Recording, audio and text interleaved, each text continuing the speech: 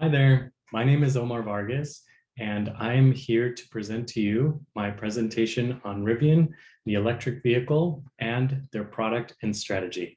So I will present to you.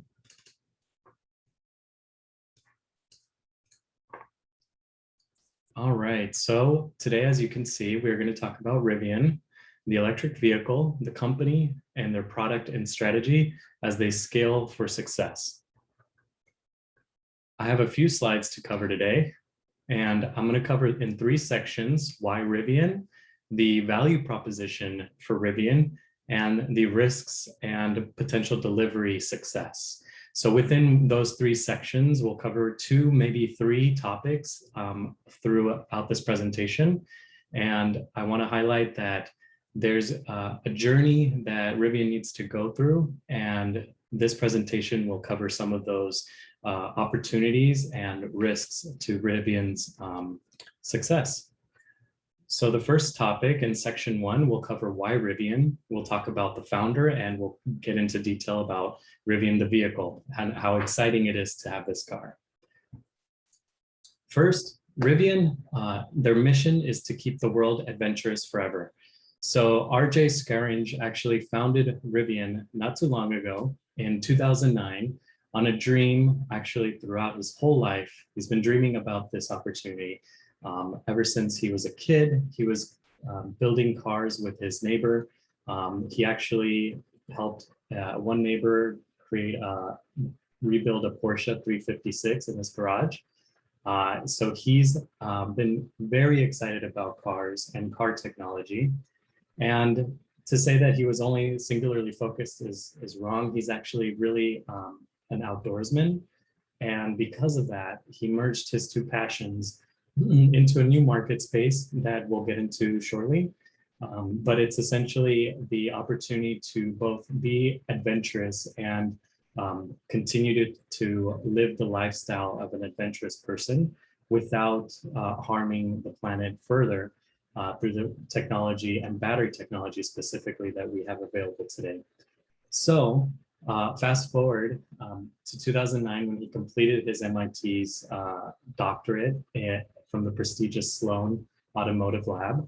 He graduated and founded Rivian, developed the first prototype of a race car, and then figured the marketplace really needs something that consumers can use in the real world, in adventures.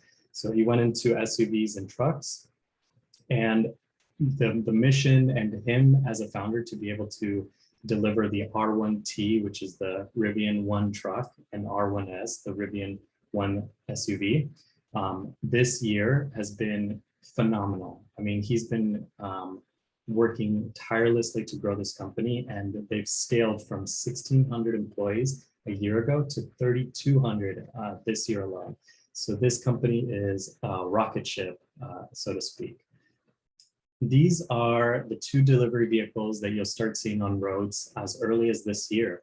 The R1T, the truck on your left, and the R1S, the SUV on your right. And they're incredible. First thing to come to mind is the design aspect. You see the front headlights, and you've never seen headlights like that before. It's just amazing to see how advanced they've thought, even in the design. If you look under the hood, there's so much technology. We'll actually cover one of the key features of why Rivian later on, which is their skateboard platform. But just to give you a sense of what value proposition they're developing, these 2 vehicles are actually super spacious. There's so much space. There's about 68 cubic feet of space in these trucks for storage. You have the truck bed, you have the cargo tunnel, you have the rear 2 seats, and just a ton of space. So if you're outdoorsy, or if you have a family, this vehicle is going to give you all those benefits. And of course, you don't even recognize it at first blush, but these are electric vehicles, fully electric. They have a 300-mile range, and they seat 7. So these are very, very advanced technology and advanced design. So I covered a little bit about Rivian, the mission and the founder, and the vehicles that are being delivered this year. The next thing I want to cover is the value proposition. What really puts Rivian in front to be successful against the marketplace in a growing market for demand for electric vehicles. So to cover the value proposition, I want to cover a story that I have around Ford. And to get to that, we really have to address the big elephant in the room, which is Tesla. They dominate the electric vehicle market today. And just recently, it was reported that they have been able to produce, vehicles of 188,000 vehicles, which is double what they've done last year. So Tesla is not only scaling, but they're scaling effectively, and the demand is there for buyers in the US and abroad in Canada and in Mexico and other major countries that are really seeing the demand for electric vehicle for their new purchase to both be less wasteful with a gas vehicle, but also see the value that these vehicles can take you that 300-mile range. There's less of a risk of being stranded in a place where there's no electric plug-in. So Tesla has really laid the groundwork for Rivian to come in and succeed within trucks and SUVs. And Tesla, of course, as well, sees the marketplace with their Cybertruck, which was announced about a year and a half ago and is being productionalized as we speak. So what does that leave everyone else? Everyone else is actually playing catch up right now and doing both investments in research and development within their own, and then of course partnerships. And I want to focus today on Ford because I actually own a Ford plug-in electric vehicle. It's called a Ford Fusion hybrid, Ford Fusion titanium energy hybrid electric plug-in, which is a wonderful hybrid. It's electric and it's gas. So I have actually up to 500 miles at my disposal between charge and gas, full tank. And it was great. I purchased this vehicle about a year ago, and this was a decision that I felt was to help save a little bit of my carbon emission in the environment. I wanted to be able to have the latest technology, which I think is important to see that and get the value out of that. And then I wanted a car that was like nothing else, really. You want that design aspect, and Ford has a very unique design. I think they really hit the marks on their interior space and the handling and the infotainment. But where after the purchase, where I really started to realize was, I was telling my wife, I'm like, hey, we're a growing family, let's buy a car that we can have for a few years and grow into it. Little do we know that the battery today are pretty big. The trunk space in the Ford Fusion Titanium Energy is minimal. And I mean minimal. It's like a high school locker. So when you're thinking about going to get groceries for a family of four, we end up having to put a few of those grocery bags in the back seat because we don't have the trunk space. The battery itself is big, but it doesn't even have the range that you would expect in an electric vehicle. Today, maxes out at 28 miles with a full charge, and then it switches over to gasoline. And so with that, that's how we get the additional 400 or so, 450 range, because the hybrid regenerative braking kicks in and helps with the mileage. But which is to say, the technology is still developing. Ford is developing a lot of that. And then, of course, one of the partnerships that Ford just recently did, they invested 500 million into Rivian, excuse me, to help develop their new vehicles. And so did Amazon. Amazon gave 700 million to Rivian to also help them distribute 100,000 new Rivian vans for logistical distribution of Amazon packages. So what that leaves us is with the marketplace that is dominated by Tesla. Other companies, like traditional companies like Ford, are catching up. And then Rivian comes along. They've been around now for a decade, since 2009, for a little over a decade. And their value proposition is unique in that they want to be adventurous and they want to get you out there and not feel guilty about polluting the environment because you are in an all-electric vehicle that can go up to 300 miles. So the genius of their marketing team was to introduce Rivian to the world via Apple TV Plus in a show called Long Way Up. And little did I know about Rivian before watching the show. And the show is about Ewan McGregor and his best friend traveling across the different countries and traveling from the panhandle of South America north through all of these communities, rich and vibrant, beautiful communities, all the way to Los Angeles. And so they do this over a month. And as you can imagine, with a Rivian truck prototype, it was a challenge. And Rivian put in over 100 charging stations along their route specifically for the show to show you the value of being adventurous. And just watching these trucks perform was incredible. I got to see them, you know, really out there, hitting the road, hitting the mud, in rain, in freezing temperatures where batteries don't do so well. And these trucks were just always on and always going. And the Ewan McGregor and his friend were actually on an all-electric bike motorcycles, powered and produced by Harley Davidson. They actually broke down midway through their travels, and they had to call their engineering team to come and repair and replace the parts that were breaking down.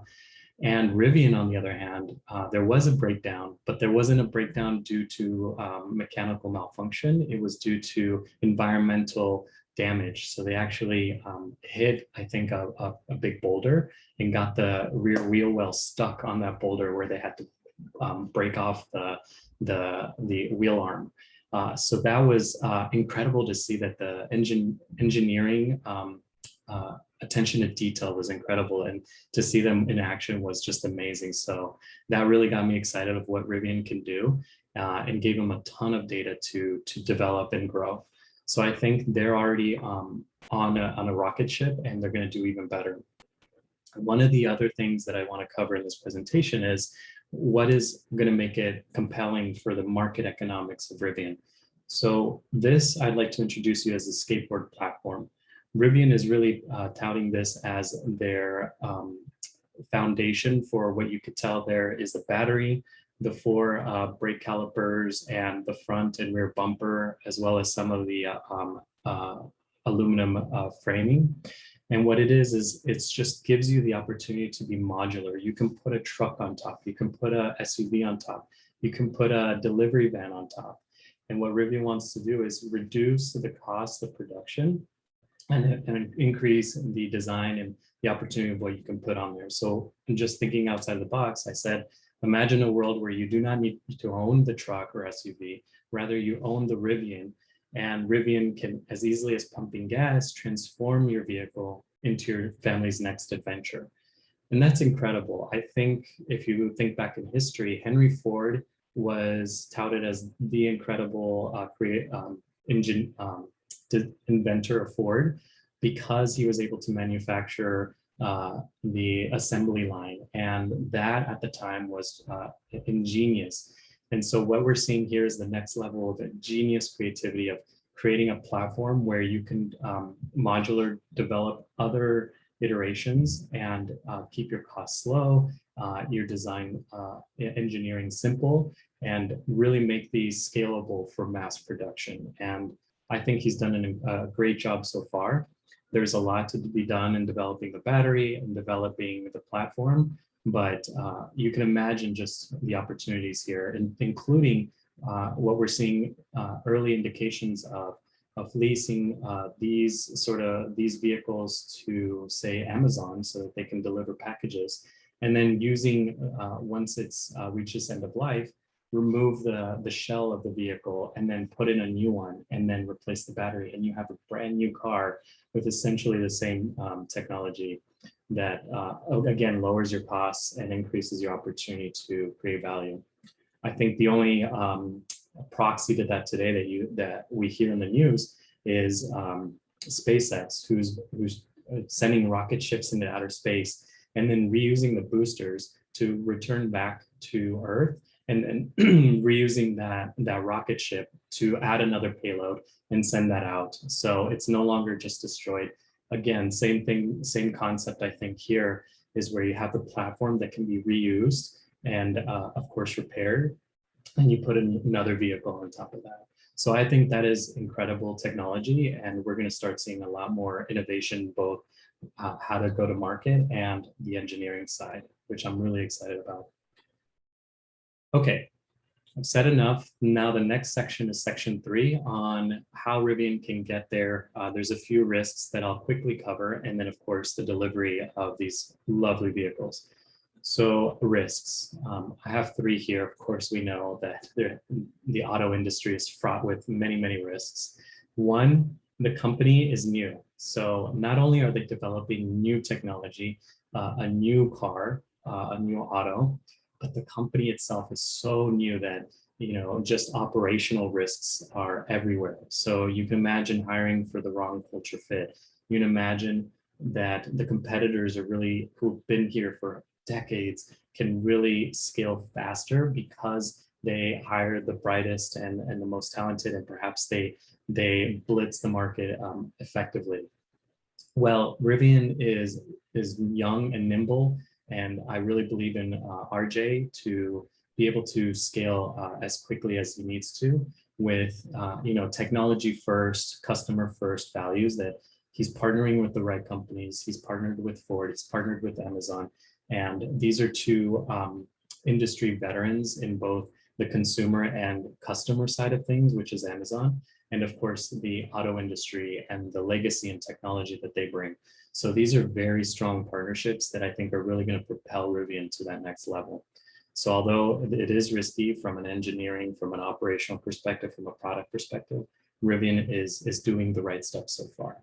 2 large stakeholders, Amazon and Ford. I said the positives of Amazon and Ford. Now I'll of course weigh that with the negatives.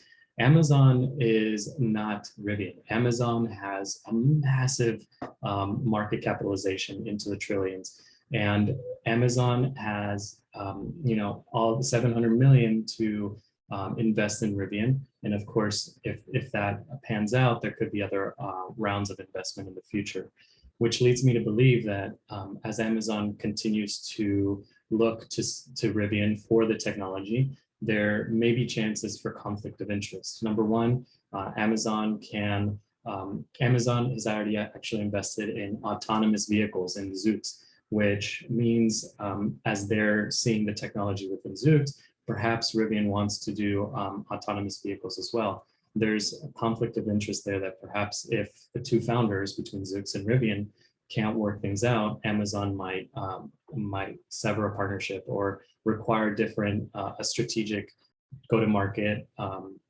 opportunity that is different than what is in the best interest of Rivian.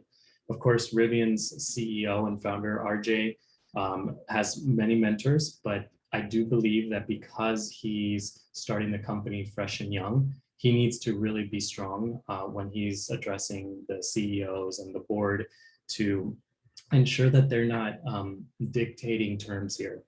When you have large investors like these legacy and massive companies, you really have to stand your ground, and that might be a risk for RJ. And of course, Ford. Ford has had many successes, but they've also had many failures. And that just comes with being in the game for so long. One thing is if they don't give them the right direction, they might be trying to steer them in a direction that Ford thinks is appropriate for the market. One thing that I see as really important is the infotainment. In-vehicle infotainment is probably one of the top 5 reasons why consumers like myself purchase these cutting-edge technologies, so that you have that amazing infotainment. Well, Ford actually had a partnership with Microsoft for a Ford Microsoft infotainment system, about a decade ago, and that didn't pan out well. I think it was in the Ford Focus and a few other production vehicles for a couple of years, and then Microsoft saw it as too much technical debt to maintain, and then Ford didn't want to continue it in-house. So there's a few reasons why technology and Ford haven't always been successful. And so I think that's one of the risks for Rivian is to stay ahead of the game and continue to innovate for the consumer and of course for the auto company, but we have to watch out for those legacy risks from Ford. And then finally, execution risks. Deliveries are starting in June. You start slow and you get the initial customers right and happy. And that'll be the first signs of hope, I think. After that, it could very well flatline. We don't know exactly how these vehicles will work on roads. If it's too expensive, if that consumer is spending 70 grand, perhaps they can go to a Tesla. Perhaps they feel more comfortable in a traditional gasoline vehicle with all the infotainment and autonomous vehicle assistance that we have today. And then they wait until Rivian has really gotten their feet underneath them and started scaling to the production that I mentioned earlier. Tesla is doing 188,000 this year vehicle delivered, and Rivian is just starting with vehicles 1 through 5. So I think there's a lot of execution risks that Rivian can expect, and of course opportunities nonetheless. So I'll end this with 3 areas for delivery. 1, focus on Rivian OS. Again, can't stress this enough how amazing this could be. We saw the first iteration of this when you see the production pictures and you see that they have partnerships with some of these technology companies to really develop the software for a consumer. And one area that I think I don't want to ignore is a fleet driver. So an Amazon driver has different needs and needs to really just be as quick about their deliveries as possible.